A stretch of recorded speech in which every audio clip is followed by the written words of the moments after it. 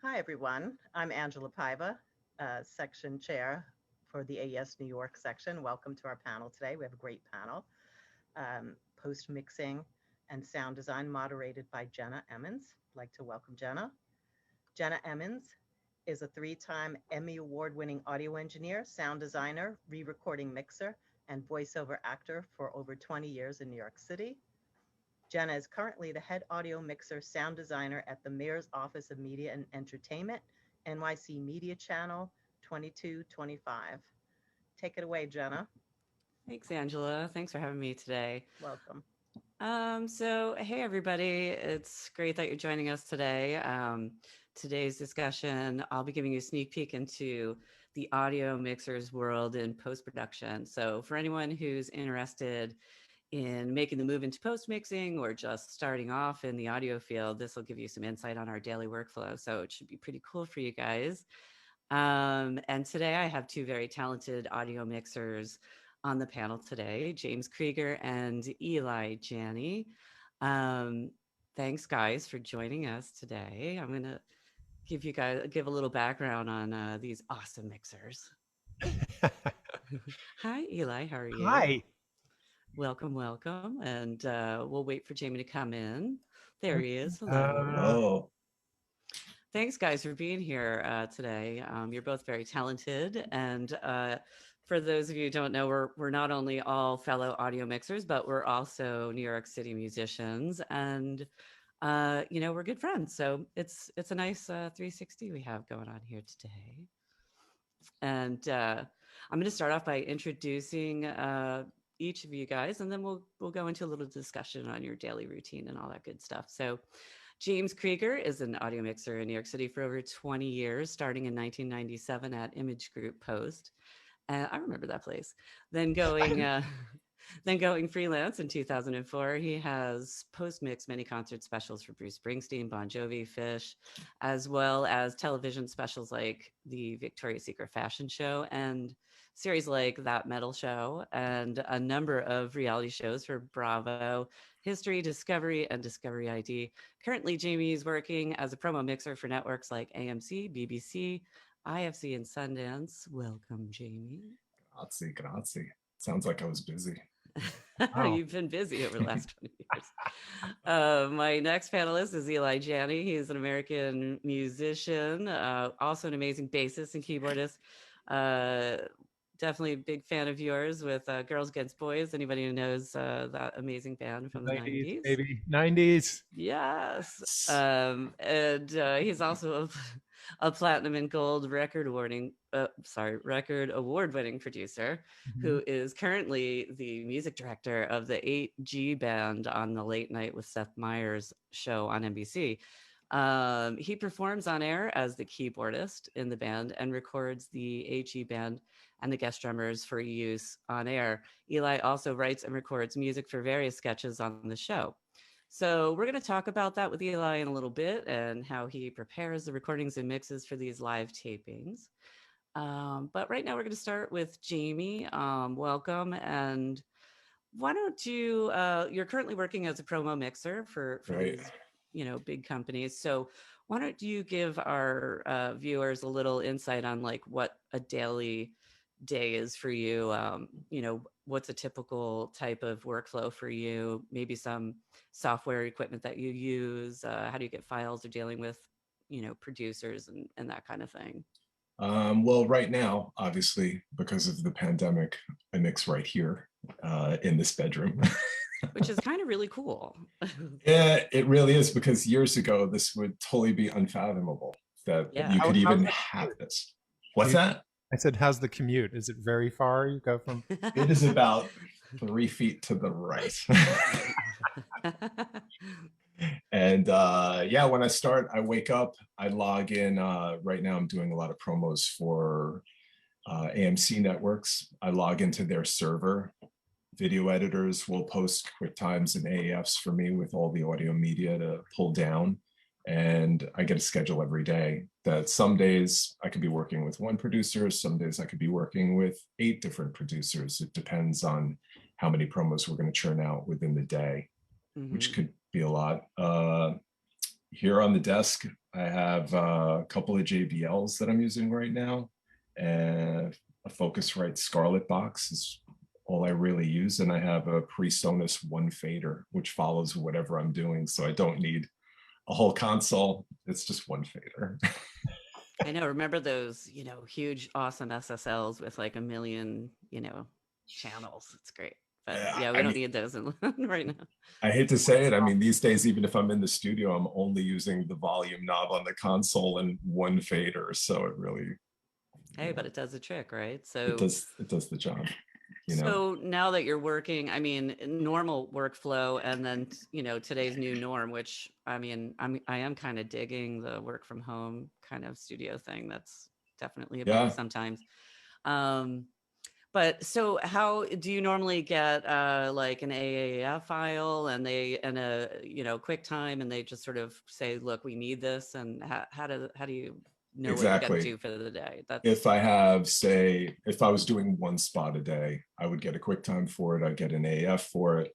I'll open up the session in Pro Tools. I have a template that's pretty much, I would say, if you were to take all the audio media and drop it into the template, it gets at about 75% there. I have certain compressors and certain limiters and certain EQs that are already set up in the template. So I don't have to do too much, because a lot of the times we have deadlines that just come so fast. It'll be like, here, I have this 130-second spot. I have these 5 tags for it. I need you to mix this within an hour. Somebody approves it and that goes. And then the next one comes behind it. Sometimes it's so fast. The template is the absolute, you have to have that ready at all times because it gets you so far ahead. Oh yeah, I definitely have my 2 different types, depending on what I'm mixing, but definitely comes in handy because everybody wants things like yesterday and all the time. And for some reason audio only gets like, an hour to do stuff. All the time. You had 2 weeks to do the video, but you're really concerned about the audio, and we only have 30 minutes to do the audio. It's always the last thing they think of. Oh, yeah, someone's got to mix this. Oh, okay. Right. Yeah, so folks listening are just starting. Get your speed ready, and learn those shortcuts, because those shortcuts are also awesome too. We didn't mic this, but can you make it sound like it was? Yeah. Mic'd? I get that a lot too. This audio. Yeah, it's definitely a speed game. I remember when I first started, it was at this really great studio, but I was such a newbie, and I really didn't have any chops yet, and I didn't have my shortcuts down in Pro Tools, which are definitely a savior. And I remember the client really bitched to my boss and said, she's really slow, but she's good, but she's slow. And it always stuck with me. And I just learned those shortcuts and practiced. And it was like definitely a big help for me. But so back to your workflow. So then you'll get everything and you'll be on that time frame. And then I know you have a demonstration for us whenever you're ready. We could do that, but sure. Due to things that I've signed, I can't actually show you stuff that I'm working on right now, but I do have about a year and a half ago, I mixed this documentary. I have a trailer loaded up that's in the template that I do use for promos, so you can actually see the template. And you do all your mixing and editing in Pro Tools? Everything's Pro Tools. Okay. And let's see here. So if I share this with you. So this is a promo for that documentary? Yeah, the documentary is on this band, Brainiac. It's called Transmissions from Zero. It's available on Amazon right now as well, if anyone out there wants to watch it. It's pretty great. Shameless plug, do it. Yeah, I'm not biased, but it's a great doc. And as you can see here, the only thing I don't have up in my template right now is voiceover, because there's no voiceover in this trailer. But I break everything down into narration, voiceover, dialogue, sound on tape for taped clips that aren't really considered dialogue, effects, and several music tracks. And that's your main template that you have preset for you, like in general? In general, because with promos, you're almost a little bit spoiled as opposed to dealing with reality and certain long form things, because you're dealing with clips that have already been shot for TV shows. And a lot of times you're dealing with the actual splits of the TV shows. So the audio is already at a quality that's very good. It does have to be cleaned from time to time, but I could show you this, like the beginning. Little sound effects heavy at the top. So far, we're not hearing anything.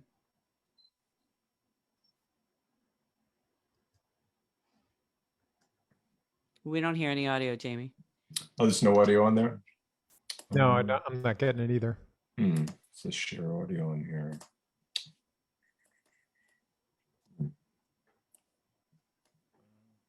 Well, while we're figuring that out, you can hit play at the same time, and we'll continue talking about that. But, sure.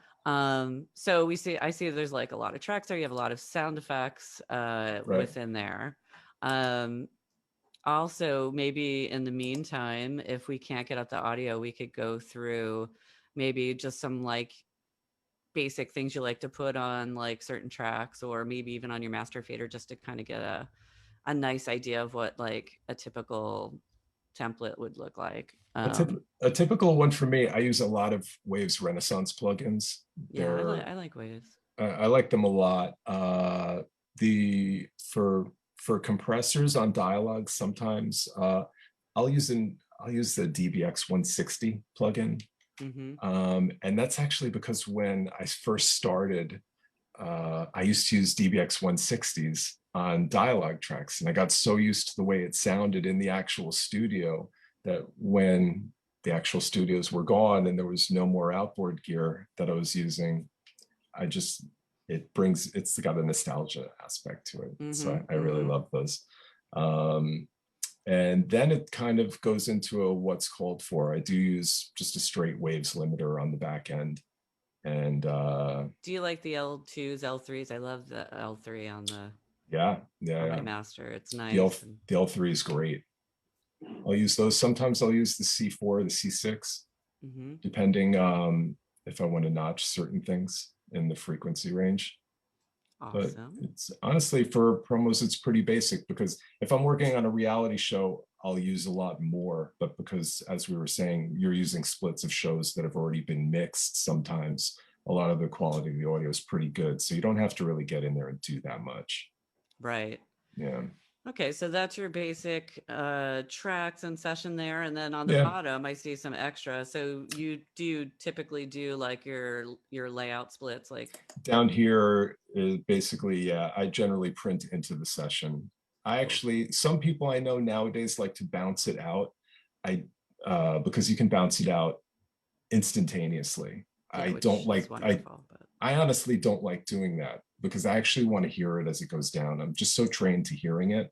But there's times when things will go by and I'll stop it and I'll be like, that should be like this. That should be tweaked here. That should be tweaked here.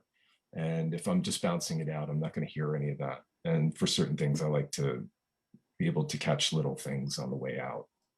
And honestly, in promo land, if something's 30 seconds long or 60 seconds long, it's not saving me that much time. If it's a 2-hour movie or something, it's a little bit different.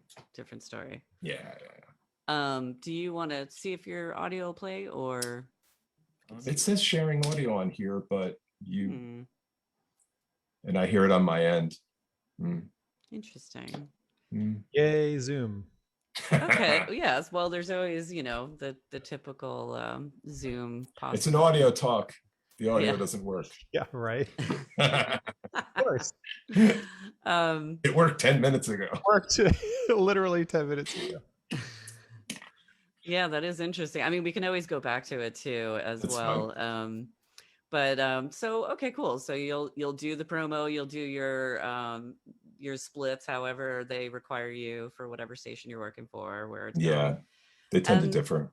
And then what do you do after that? Is it just sort of like online delivery to them? Do you use a server, or? It depends who it is. Certain people, I literally will send them files via a Hightail account. And then other people, when I'm dealing with networks, I tend to be uploading it straight to their servers. Okay. And then the video person will pick it up there and it's already out of my world.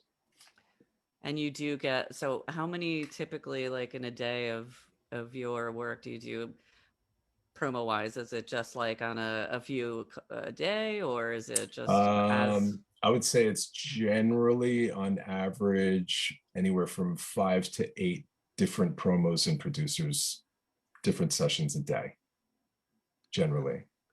that's a lot of different people to deal with. Yeah, because right now I'm doing a lot for AMC networks, and the networks have, it'll be someone from IFC, then it'll be 2 people from AMC, then it'll be 1 person from BBC, and there's and they churn so many promos out. What are some of the promos that you've been working on lately? I mean, you don't have to say episodes, but just show up. Stuff, Fear of the Walking Dead, Killing Eve, I love that. Doctor Who, Meerkat Mansion has been a big one lately. Lots of movie marathons and things like that. Cool. I always liked working on promos. I mean, I still do. I tend to be a little more on the long form with where I'm currently working. But it is fun to pop out a good fun promo because, you know, promos excite us for the actual show. So they honestly tend to be a little more fun creating and sound designing, you know, for them. It's a world unto itself too, which I totally dig. Like doing promos and trailers is like its own art. Yeah. Oh yeah. Yeah. It's also fun too, because a long form thing will tie you up for so long. Yeah. And a promos are just like new thing. It you never keeps get bored. You don't get bored. Do you find a lot of the producers or the editors will add in their own sound effects and then you just mix them, or do you also sound design these promos? It's different with every producer and editor. Sometimes they'll get absolutely nothing in it, and then I'll just have to build it with a lot of times with sound libraries that they've already bought licensing to. Or other times they'll give me lots of things. I'll swap out things if I feel something's not working, or I'll add on top of it. It's different with every single person. Yeah, that's cool. I tend to like doing the sound design myself. That's the fun, creative part. Yeah. Cool. So, all right. Well, I think we could always go back to the demonstration. We could try a little bit later. But let's talk to you, Eli, over there. Okay, I'm here. So hello, and walk us through your current daily work routine at Late Night with Seth Meyers, which is such a cool job, by the way. I mean, first tell us how you scored that gig, because that's an interesting post job, you know, for us to have here. 1 second, James. I think you have to stop sharing. I can't really. I just see your screen. How's this? There you are. Hi. Nice. Eli, by the way, you are lit so well. Really? Yes. Nothing going on here. This is my dining. He's got his face light, you know. I actually thought about it. I do have a whole set of lights here. Yeah. So you know you got soft lighting on you there, Eli. Don't. I have nothing. I have a white wall. Maybe that's what it is. Maybe. Yeah. So I got this job. Let's see. When the show launched about 7.5 years ago now, we've done like 1,300 shows, just a few. I'm the associate music director of the show. Actually, Fred Armisen is our music director.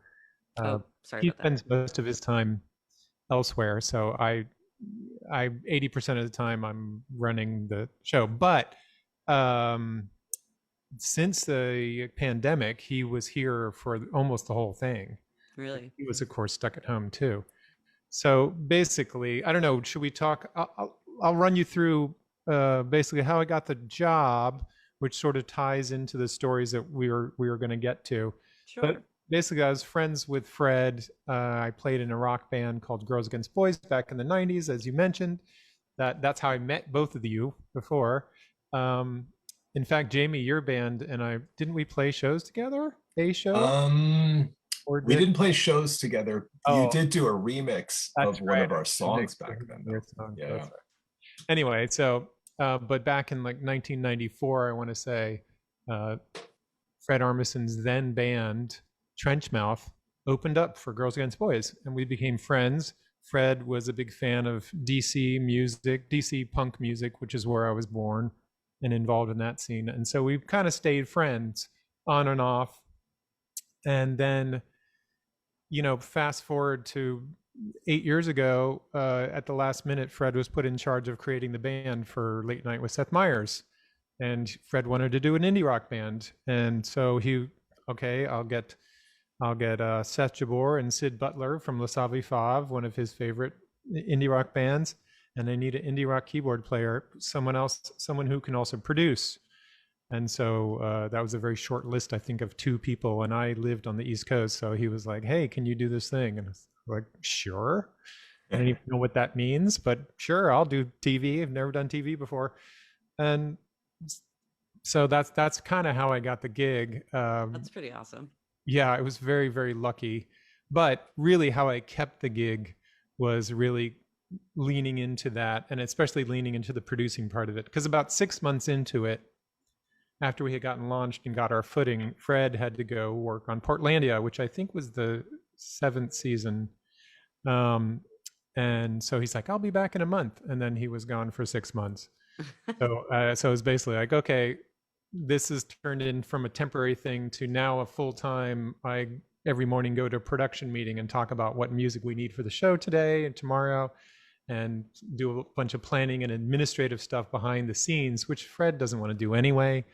So I sort of moved into that position. I said, okay, well, it's not music director, even though I am the music director. So that's why I'm called the associate music director. So Gotcha. There you have it. So, but the interesting change happened when we went, during the pandemic, went working from home. Because then all these years of engineering that I had back in the 90s and came into play, where they needed somebody to record all the music and mix the music from home while the show continued. So Seth Meyers was in his attic, and we were all at home, and basically I would get all the tracks. The drummer would send us tracks. In this case, it was Fred. And then I would post those, hey, here's the drum tracks for Monday.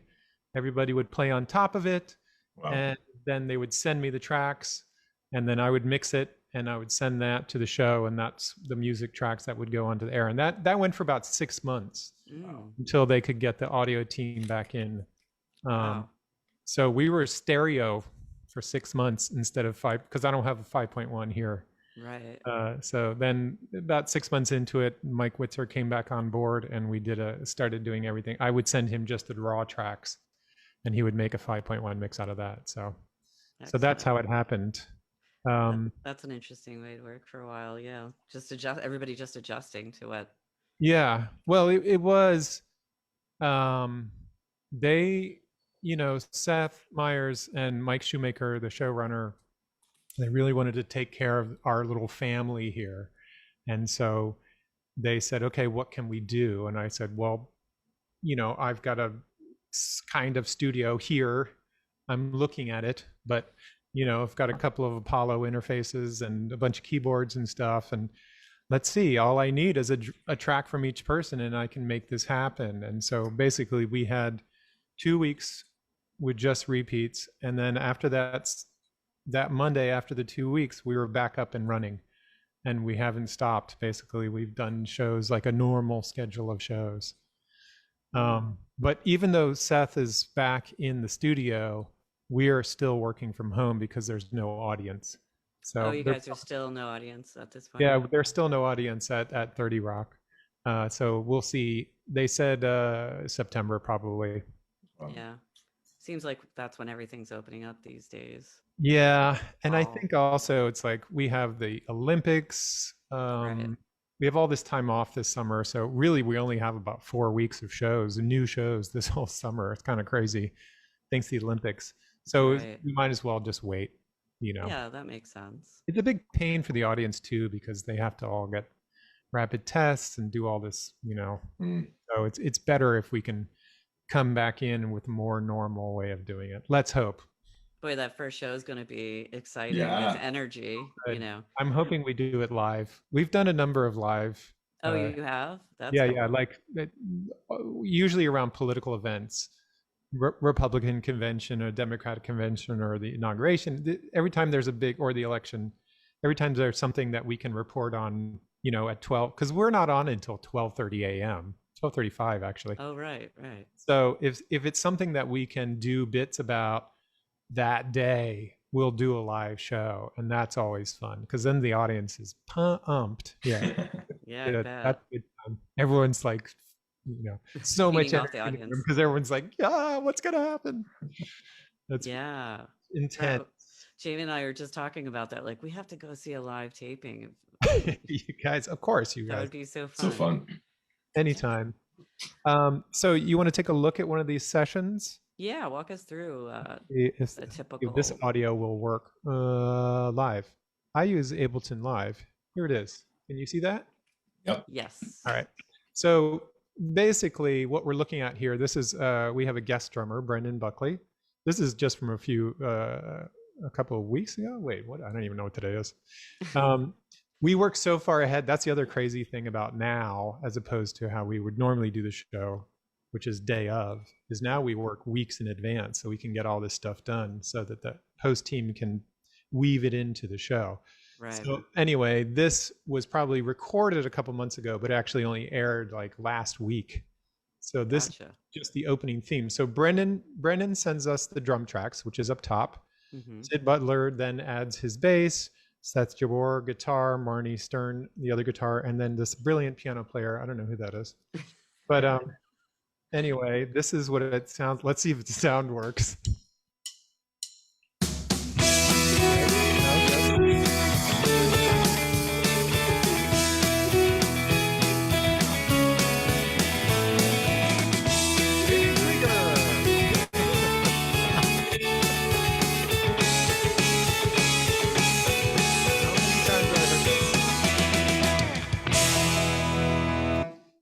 That's the opening theme. And awesome. So basically I would send off a stereo mix. I can show you some of the things that when I was mixing for air, these are the things that I would have on my master bus, a little manly, nice. Brighten it up, a lot of UA maximizing going on. And then I got a Ableton just sort of like limiter at the end just in case. So you're working primarily in Ableton Live, yes. Correct? So we started working in Ableton at the beginning of the show because I wasn't going to be mixing for air.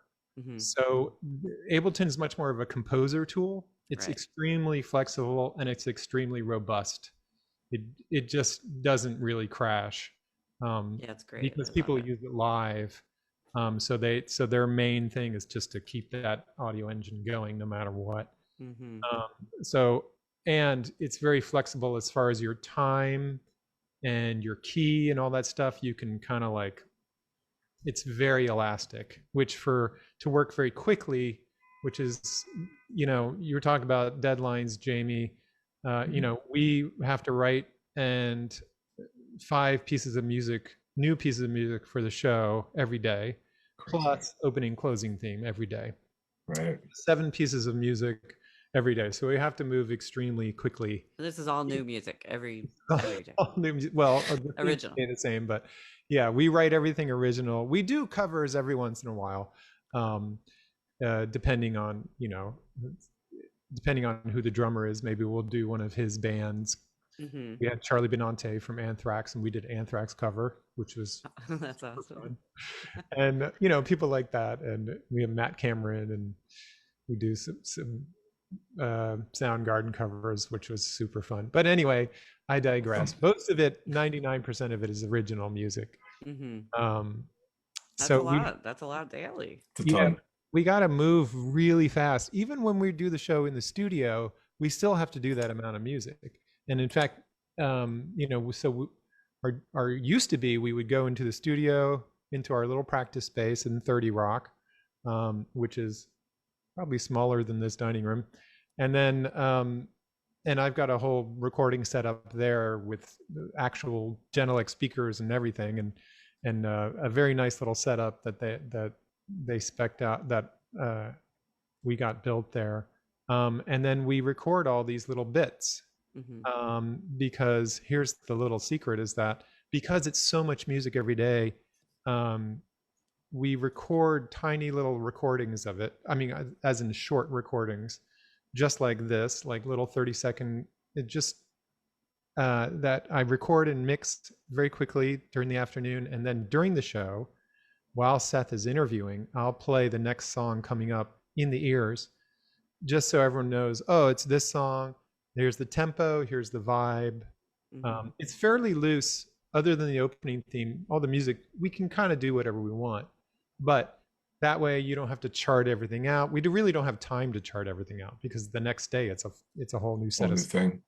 Yeah, and we're really only there for 4 or 5 hours, to including the performance time, which is about 2 hours. So so we have to move very, very quickly. But the upside of that was, when the pandemic happened and we got sent home, I had on the server literally thousands of songs, probably close to 3,000 when we to choose from, already there. And everything was, this is what I was going to ask you, Jamie, about keeping track of stuff, because one side of it is recording and mixing, and that's the very fun sort of creative side. But there's a lot of file management. I was going to ask you about when you record into your session. So then, how do you what do you do with all those sessions that you end up with that belong to AMC or whoever? Do you then have to send the entire session with all the audio to them, or you just rely on all they want is the stems? Usually. All they want are the stems and the mixes and the stems, but there is a backup system that we do where every session is fully backed up. So also in those cases, say I can't be there tomorrow, I get sick tonight and I can't be there tomorrow, and they have somebody covering, that person's not in my home, they can't pick up that session, but they can go to the server, pull down the session that I did the other day, and then they can tweak something if tags have changed or something like that. So all the sessions do get stored on a server, though. That's how we do it as well. It lives on a server for anyone to sort of access. So yeah.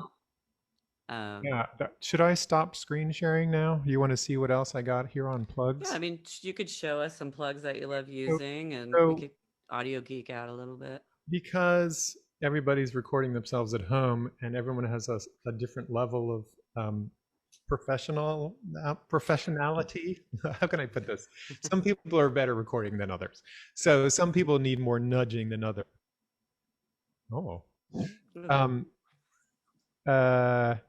So on Marnie, got a little bit of 550 there and a little bit of LA3. Now, she is a very dynamic player. Sometimes she does a lot of like hammer-ons that don't have a lot of volume, and other times she's like slamming chords. So I tend to hit her track pretty hard with this LA3 in general, and then also just a little bit of brightening, a little bit of body for her.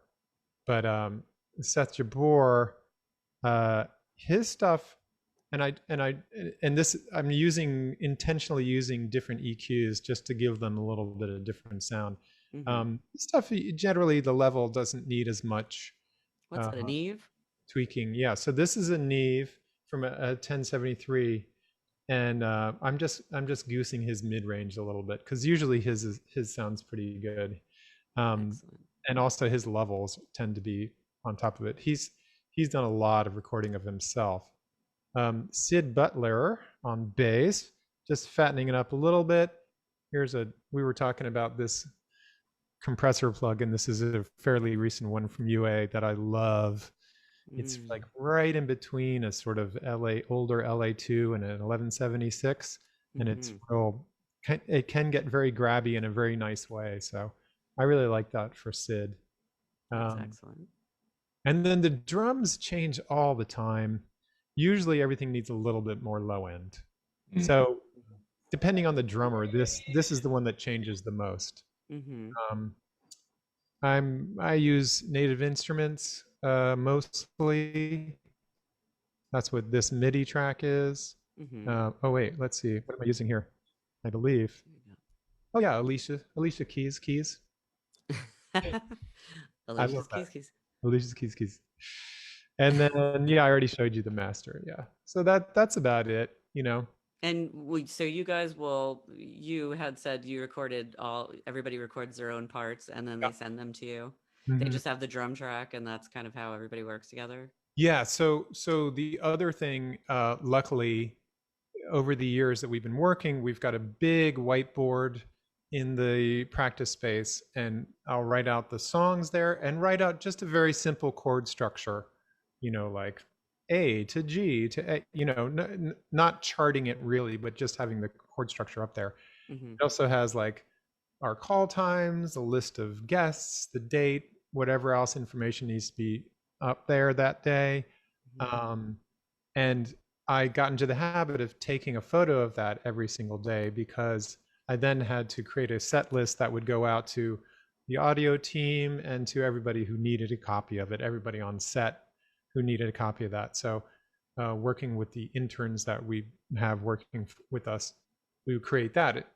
And so thank goodness I did that, because when we all got sent home, in addition to having all these audio files, I also have a photographic record of every chart from the beginning of the show on in my photo. So I could just go to a date and be like, oh, there's that chart. And so when I create a folder, here's Monday's songs, there's a bunch of those short recordings, and then there's 2 or 3 pictures of whiteboards, which have all the charts for that show, for that day. And then the drummer will create tracks. That's where he or she starts, and they'll create the drum track. Once the drum track is done, then I'll tell the rest of the band, okay, drum tracks are up for this day. Here's Monday, here's Tuesday, here's Wednesday. And then they start throwing their tracks in on that, video tracks and audio tracks. And then there's a whole lot of file management where I have to go through, separate out each song. All the videos go to the post department. All the audio tracks go to the audio department. If there's walk-on music, that goes to another group of people. Everything's got to be backed up. It's pretty intense. That portion of it is like way more work than doing it live in the studio. I bet. But yeah. Do it here in the dining room. So. Right. Well, that's cool. It's it's a very interesting job in post. It's also super glamorous, because there's not a lot of jobs in audio where you also get to go in front of the audience at the same time, True. Yeah. And so that's been how many years you've been with them? 7.5. Wow. Yeah, I was there for the launch, and we're still going. That's miraculously. All right, I'm gonna stop sharing this. I don't think there's much more info I can give you guys out of that. Okay. But so all right, well, that was really cool. Thank you for sharing that with us. Yeah. I mean, I definitely I think that's a very cool gig that you got going on there. So it's the best. This is no insult to anybody, but just I find it so humorous. Like, this is the best, dumbest job ever. It's like, what do you want me to come in and write music and play it every day, and you're gonna pay me? Like, this is good gig. Have fun. Unheard of. Like, literally, I feel so lucky. But it's a ton of work, and you cannot mess up. You can't mess up anything. If you mess up a single file, misnamed or whatever, it's gonna get caught, and you're gonna have to fix it. So it's like intense, the amount of like focus that you have to maintain when you're working, because there is, the post department, there's the head of the post department, there's 3 other people editing, and then there's a bunch of people just doing file work. The same thing with the audio department. And so if I don't catch it, it's just going to get kicked back to me and be like, hey, this isn't right, can you fix it? Right. And I have to respond immediately, because by the time they're looking at it, the show's going to go to air in a matter of hours. Yeah, that's a lot of. Now, talk about stress. Yeah, deadlines. Yeah, that's crazy. Well, I mean, it's definitely still a cool gig. You get to have all that fun and look good on television. Yeah. I mean, no complaints, 0 complaints. Best job ever. So I think, if you guys are cool with it, I just wanted to ask a few questions just for like some new folks that are joining us that are interested in getting into post audio, or um, just Why? hear a little bit about. Would you get a little blurry there again? I don't know why it's doing that. Oh, there we go. Is that better? I keep going blurry. Sorry, guys. Yeah, you are a little blurry. I need bro. It can't handle your cuteness, Eli. It's just like, oh, Too happening. like it's happening. Well, I'm just gonna be blurry, guys. That's okay. Oh, wait, there. There you go. There you are. There you go. All right. So, I mean, a few quick questions for both of you guys. You could decide who wants to go first, but do you think being a musician helps you become a better audio editor and mixer? I personally do. I feel like because of so many bad edits from some editors, or they're not focusing on the audio, and for me, I felt like it's not necessary, of course, but to be a great audio mixer, but I did feel like it's helped me over the years do really a lot better on the editing front. What do you guys feel? I mean,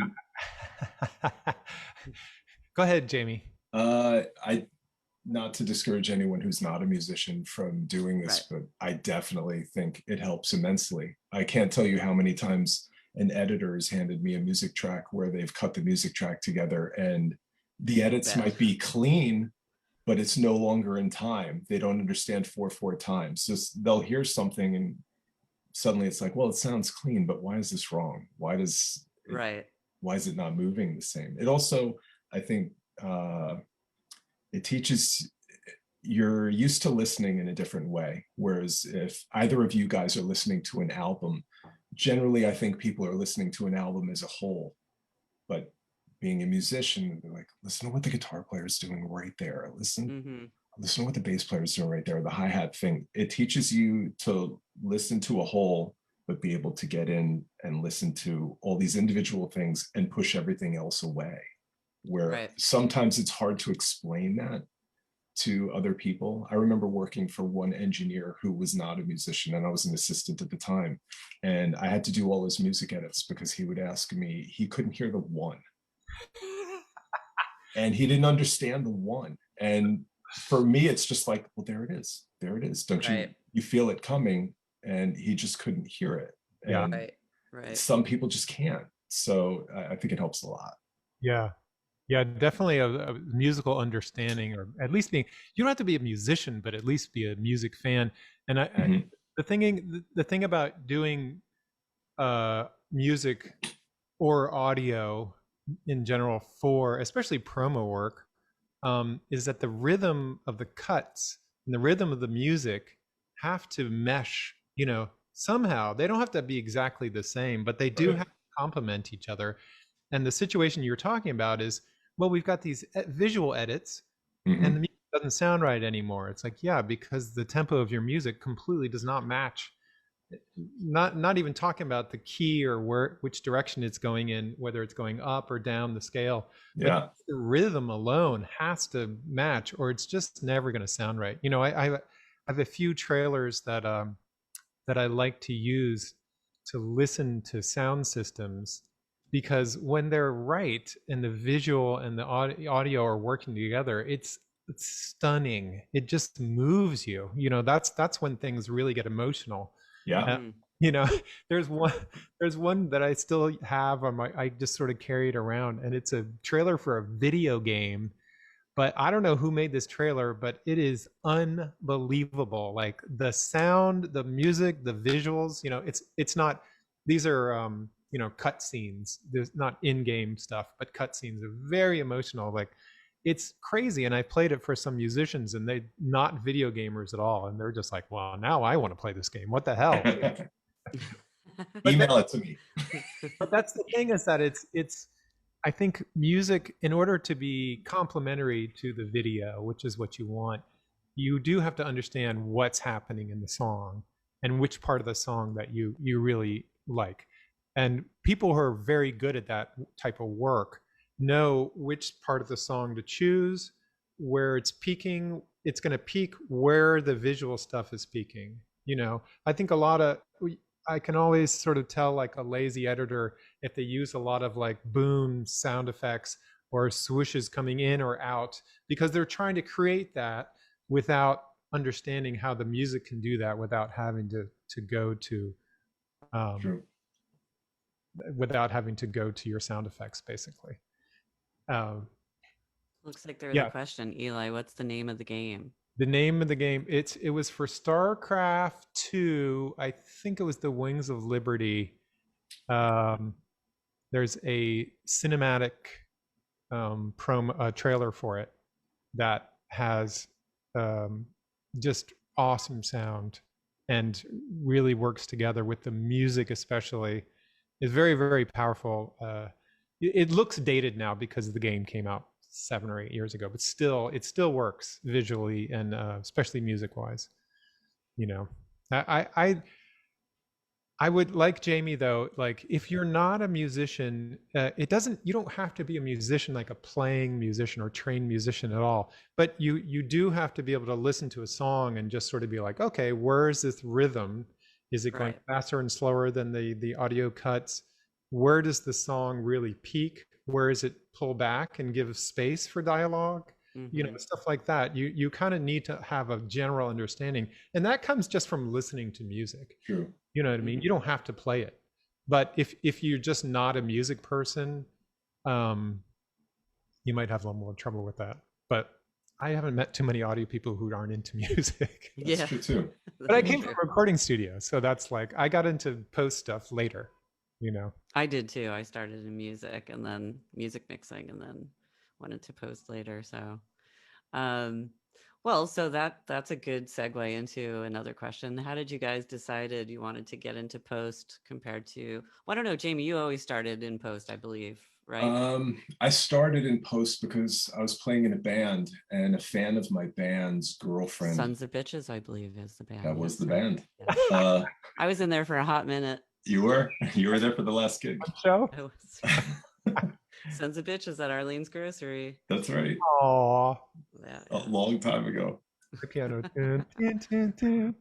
But yeah, a fan of mine, his girlfriend worked at Penthouse magazine, and Penthouse was doing all their video duplication and storage at this particular facility, Image Group Post.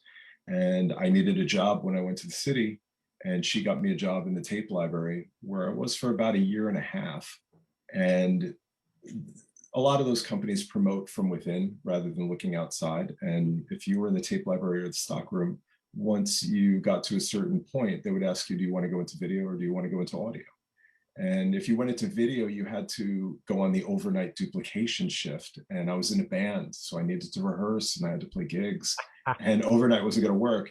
And then somebody said, you know, if you're in audio, the client buys you lunch every day. And I hate to say it, but right then and there, I was like, every day? I'm in. I'm going Every to day for audio. free? I'm going to audio. Client services. I'm spending $2 a day at the Burger King downstairs on Fifth Avenue. I'm going into audio. I want lunch every day. So good. I love that. That's Yeah. great. And that was basically it. I paid attention sometimes, making demos in studios and things like that. So I kind of knew audio a little bit. And funny enough, reading records and credits as a kid, I didn't know what Bob Ludwig did, but I knew he mastered all these records. So I'd pay attention to credits. And in the 90s, when I was in a band, two people that I paid attention to all the time were Steve Albini. He engineers the records. Yeah. And the Jesus Lizard records sound a certain way, and his records sound a certain way. And then, quite honestly, the other person, I'd be looking at these Girls Against Boys records, and I'd be like, this guy's in the band, and he engineers all the records. Who was that genius? He was a genius. I don't know. They had two bass players, and that was one killer band.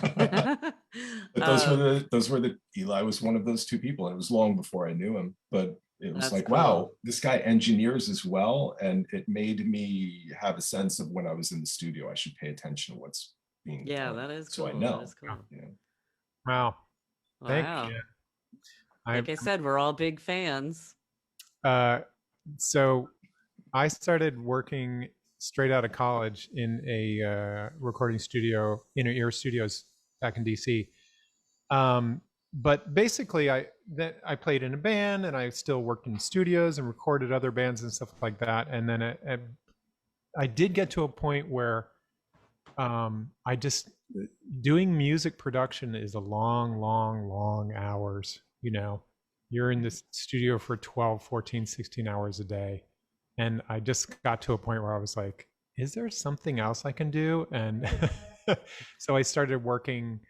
I got a gig working with a composer who's a friend of mine, doing a Nickelodeon kids show, mixing it, doing the mix on it. So working at a place in Tribeca called Frisbee, which does a lot of commercial work, and they were doing at that time a few TV shows too. Just ignore that teenager. And yeah, that was really fun. It's a great group of people. And I also learned a very important lesson there, or I was reiterated another important lesson, which I should have learned the years before, which was always be nice. Always be nice people. Just always be nice to people. The client is always right. Of course, that's an obvious one, but always just be nice to people because, you know, we were talking about stories before, and I was doing this kid show, which I'm not going to name. And basically we would, at the end of the week, at the end of this episode, we had to do the mix. And so the executives from Nickelodeon, the showrunner and the other directors would come down to the studio. We spend all day. They would buy a big spread of lunch for Jamie. And I like. And we would spend the day doing a mix, you know, and it was really fun for them to come into the studio and actually do production work. And it was good for us to just go over one more time sound effects, dialogue, music, everything, and make sure everything was in the right place. But every single show, I don't know why, every single show, there was a train in it. Show was not about trains. It wasn't Thomas the Tank Engine or anything like that. It was not about trains, but there was inevitably a train sound in it. And every time the showrunner would be like, is that the same train sound from episode 203, like 5 seasons ago? And I'm like, yep, it's definitely the same sound because that's the only one we ever use. And this, if sound effects woman would be there, yeah, it's the same sound. Can we open session from 203? And like some 5-year-old session, no problem. Of course I can, no problem. Open it up, play it, solo the train sound. Oh, okay, it's the same one. And just, okay. And then, like it every single time. And of course I could have been like, that person, man, she doesn't know what she's doing. But instead it's just like, who cares? Like I love doing this type of work. That's what the client wants. That's fine. Do it. And so I was nice, and the owner of the studio is very happy because I was nice to their client, and everything went smoothly. It was not an issue. We would do it. It was done.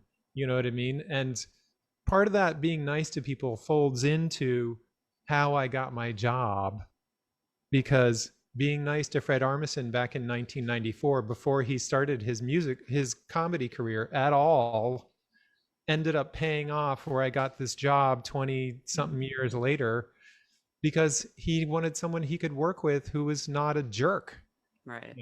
And so there you go. I got this ridiculous job that I love. You know what I mean? Like, so that's the advice. But I was just going to say part of it, you guys. I was just going to go into, do you guys have any advice for, always be nice. Always be nice. And don't be lazy. That's the other don't be lazy. The jobs that I've lost just being lazy, I regret, just like kick myself. Why did I stop? Like why was I sitting around? Like it's got to be so much harder now with the phones and stuff. But getting distracted. But that is true. Don't be lazy. Don't be lazy. And what about you, Jamie? Any words of advice for?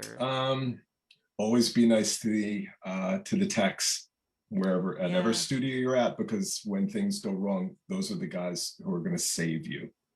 And exactly. Yes, that's true. 100%. Yeah, always be nice to them. One of my great it never hurts to be nice. One of my great regrets, the story that stuck with me, was I was engineering a mix. I was mixing a record for a very famous producer who shall remain nameless, working at Avatar, amazing studio. and they were having some serious tech issues with their Pro Tools, and he was unhappy and sort of wanted me to do something about it. And so I went and I sort of was like yelling at people, which is not me at all. But I thought this is what I'm supposed to do. I'm in a big studio and I'm working for the big producer. I got to be tough and mean, and yelling at these guys who they can't work any faster. They got to, and getting into a fight with the studio manager and ruining my relationship with Avatar, never working there again. And, I could have, if I had just been nice and be like, this is the situation and we're taking care of it and it's going to be fine, don't worry about it, then the session would have gone exactly the same, except for I would have still have a relationship with Avatar, which I lost. Right. Well, So, you learned a valuable lesson. Yeah. Lose the tude. Lose the attitude.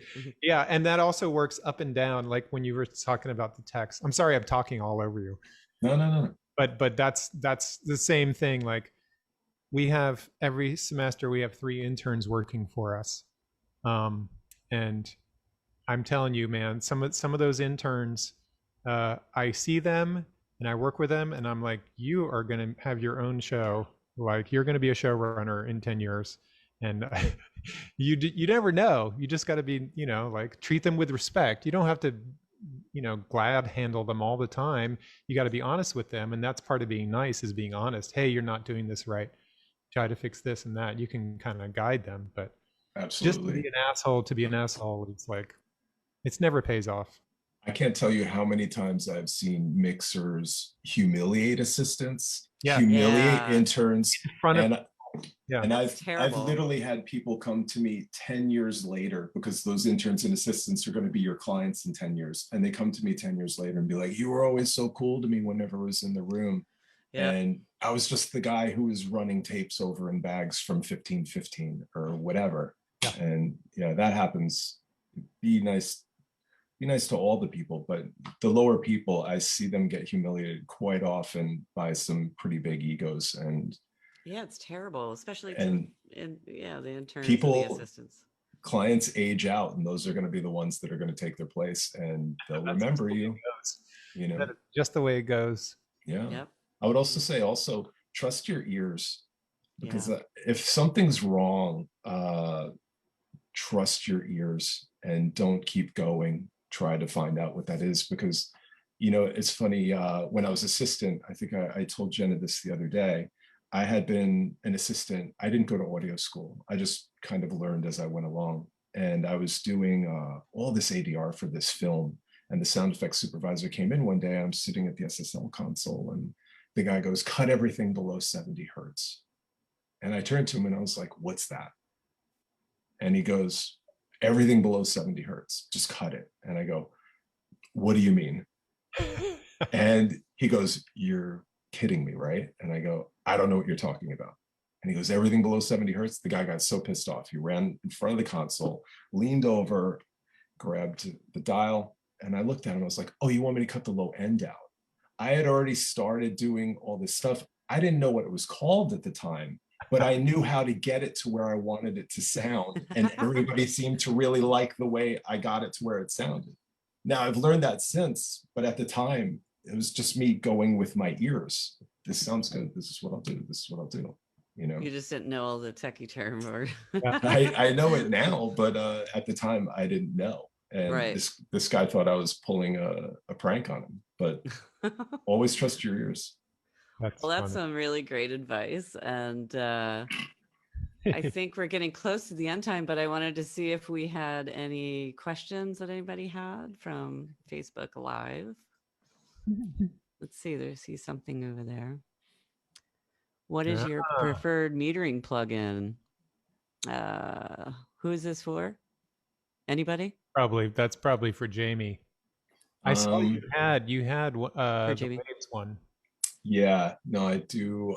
I tend to use Waves, and I tend to always be staring at an LFKS meter so I can see what the dialogue norm is on whatever I'm working in, because that tends to be a deliverable most places now. You have to hit a certain number within 1 dB on either side.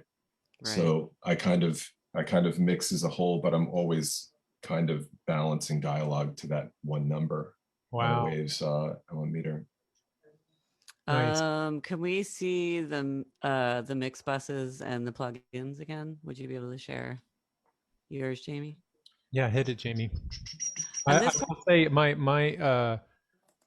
I'm mostly mixing music for the post team, so I mix music style like way up there.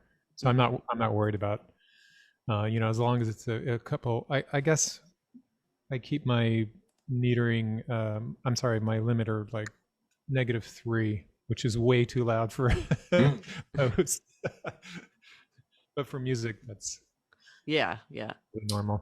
And as far as that Netflix streaming Netflix volume, I'm not sure. Do you guys see the questions on the side? Yeah, I can see it. I'm not -24 sure for about film. yeah. But Jamie can chime in here, but I know that a lot of the places have different standards that they want you to mix it to. Jamie, right? So is BBC now using the AMC group's settings, or do you have to do a separate? Because I know BBC is like super. At least when I was doing films, they were really, really picky about their final. They had a different thing than anybody else. With BBC, they're basically, because it's BBC America, I don't know if that has anything to do with it. They fall under the AMC Network's umbrella, so they do use the actual the same settings. It's same delivery for everybody, same LFKS, which basically always tends to average out somewhere in the area of the -10 that everybody kind of used to hit back in the day, Right. Let's see here. So wanted to see the mix. On this particular one. Give us your secrets. This one was pretty basic.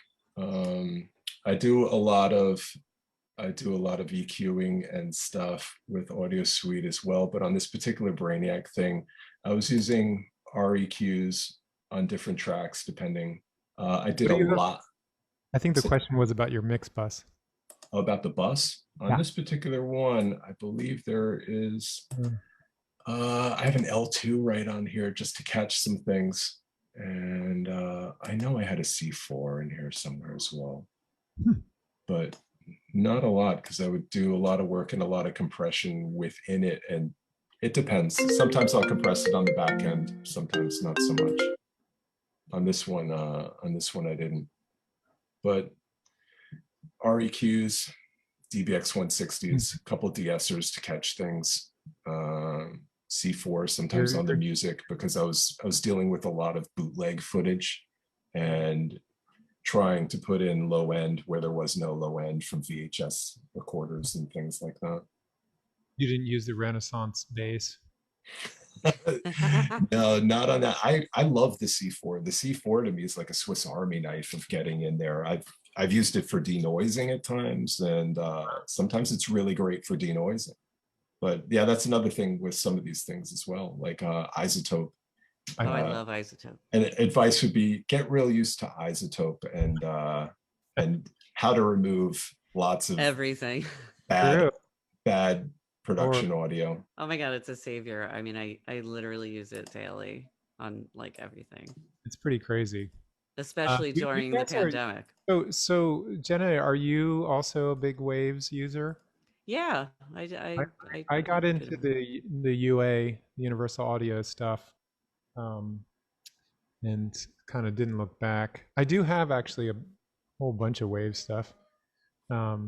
Wave stuff's good. I feel bad because sometimes I can't use certain things that I want to use because I work in conjunction with a couple of other mixers, and we're actually not allowed to use, hey, I really want to use that Manley compressor on the 2 bus that Eli uses. I can't use it because the other guys don't have it. Yes, that's exactly right. Because someone has to be able to step in at any moment.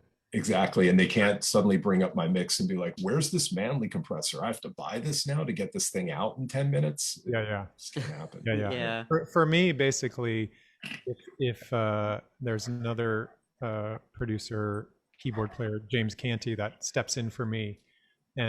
But because we have a studio at NBC, everything's there. So he just literally walks into the room. Right. So I don't have to worry about that. You know. Who's got the doggy? There's a bit of a dog fight going outside. I'm in a rough neighborhood. There's all sorts of It's a dog sound fights. effect. We're just mixing in sound effects for you all. Exactly. Okay, let's see. I like this question. Things to keep an eye on for the future of the profession: Atmos or mobile? Mobile mixing. I haven't even thought about that. Have you? Do you guys do Atmos mixing? I have not done No. it. I've done a lot of 5.1, but never any Atmos. I've done 5.1, but no Atmos. But I have geared certain things for mobile. Oh yeah. Yeah, we'll do certain campaigns like The Walking Dead or something like that. They'll have certain digital things that will be specifically targeted to mobile. So it comes up in Instagram stories or things like that. Yeah. Interesting. Yeah, we sort of go around and around because people, when they're watching TV, they'll watch it. You don't know. Like my setup's ridiculous. Right.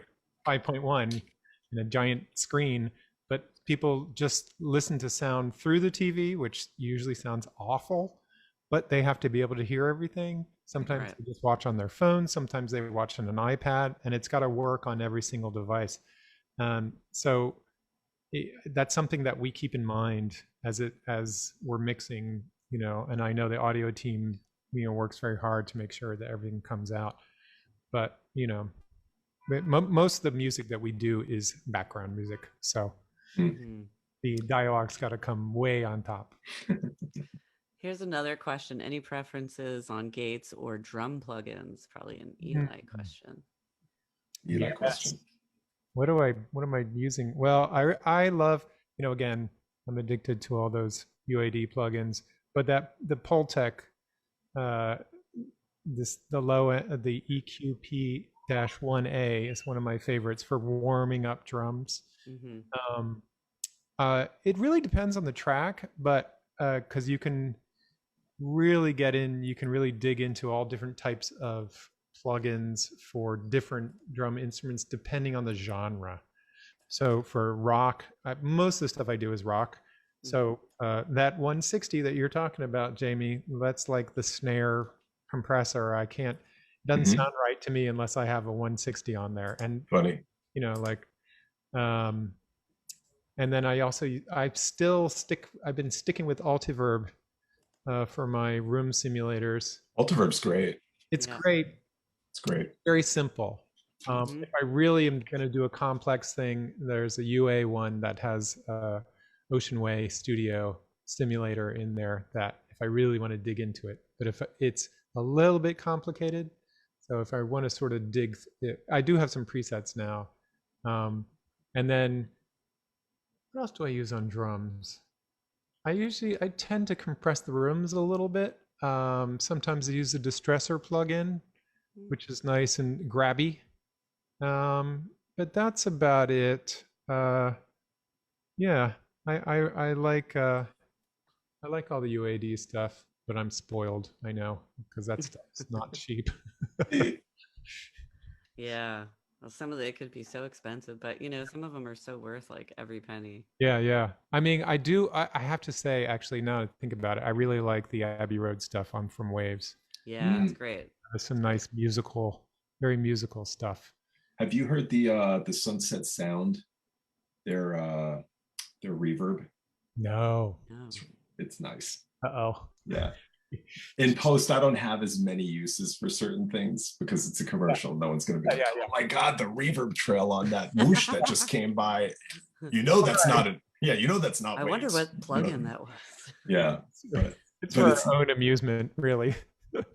Exactly. But the Sunset Sound one's real nice. You should check that out. All right. I'm going to dig into that next. I mean, I have to say, I love all the like old Lexicon machines, and the Lexicon machine, like the 224 and the 480, those emulators are so awesome because like I used all that stuff back in the day, and It's the way, especially the UAD 480. I gotta say, like, I shout out to that machine. Is unbelievably how good it is. And I have a bunch of presets. If you do have it, there's some Eli Janney presets there that you can use. But I love that machine. It's kind of Well, dumb. that's awesome. How much I like it. That's great. The chords was an awesome preset. Sweet. Shout out Resonance Chords. Oh, Resonate. Sorry. Cool. Well, if there's no more questions, I think we're just about done with this one, and we'll see if there's any more. And if not, I appreciate you guys joining us today. It was great time hanging out with you both. Now we got to get together in person, and Yeah. maybe one day we get to jam with Eli, right, Jamie? Since we've always been Eli fans. Actually, you're the one that, Jamie, you introduced me to Eli for the first That's time. right. Well, you were weren't you doing the show on public access or in Brooklyn? Yeah, but I met you a couple of years before that at a Girls Against Boys show. Right. And I was like, introduce me to Eli. He's like, oh, there's the singer. Then I'm like, I know, but I want to meet Eli because I've always been like you've always been like one of my favorite bass players and for years. So it was like such a cool thing. And then kind of cool to be friends now. Yeah. It was Bowery Ballroom. That was the Bowery Ballroom. Yeah. And it was one hell of a hot day. Remember, it was like 102 degrees out. I was like, oh my God. Yeah, I think you guys might have been doing Venus Lux in its entirety. Oh, yeah. The 10-year anniversary show. That's what that show was, I'm pretty sure. Yeah. That's really funny because, we're doing the 25-year anniversary of House of GVSP. We'll be at Williamsburg Hall of Music in February. Oh, wow. Awesome. Excellent. So you guys should buy your tickets. Yeah, buy your tickets for Girls Against Boys. Amazing show. And guys, thanks so much for joining us today and sharing all your awesome knowledge with Very happy. friends. Thanks for inviting us. That was awesome. Cheers. Later, Jen. Bye. Later on. Bye.